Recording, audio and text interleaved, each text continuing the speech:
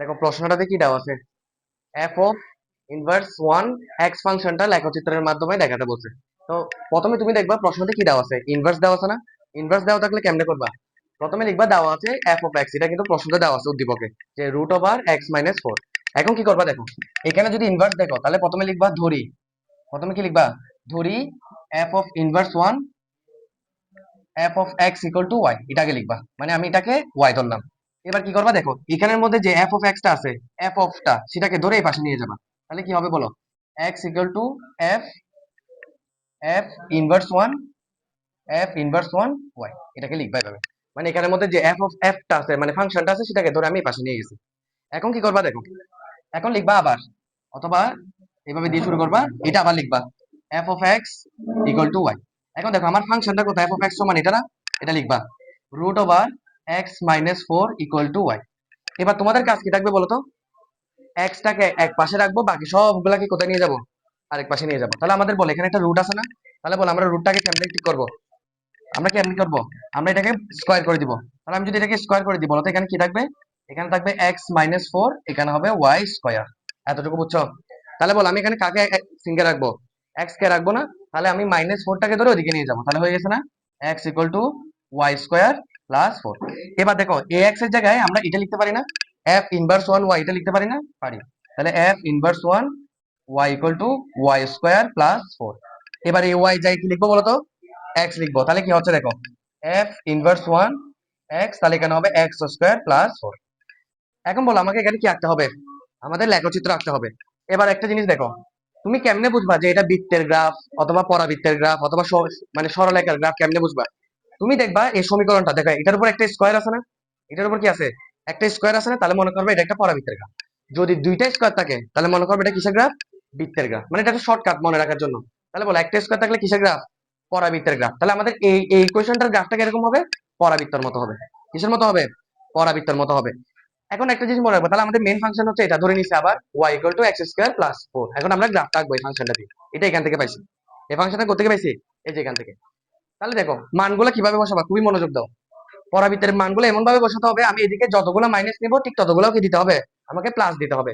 যেমন আমি এখানে কি নিছি, জিরো নিছি, minus one, minus two, minus three, minus four. তাহলে আমাকে এই পাশেও কি নিতে হবে, ওয়ান, টু, থ্রি, ফোর।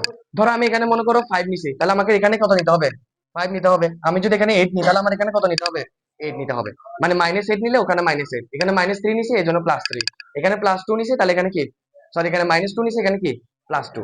মানে এভাবে মানগুলো নিতে হয়, জিরোটা রাখবা মাঝখানে, এদিকে মাইনাস যতগুলো নিবা প্লাসটা ততগুলো নিবা, তাহলে এটা হবে একদম অ্যাকুরেট পরাবৃত্ত।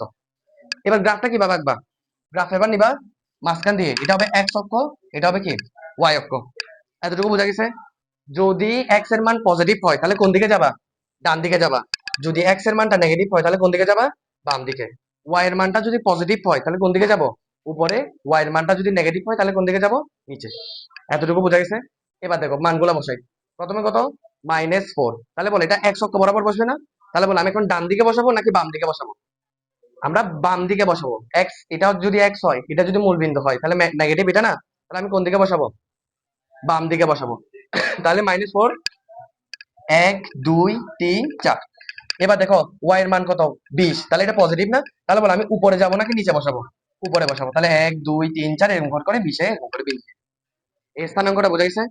এরপরেরটা, এরপরটা কত দেওয়া আছে, মাইনাস থ্রি, 13। আবার দেখো এক্স এর মান কত, মাইনাস থ্রি, তাহলে আমি কোন দিকে বসাবো, বাম দিকে।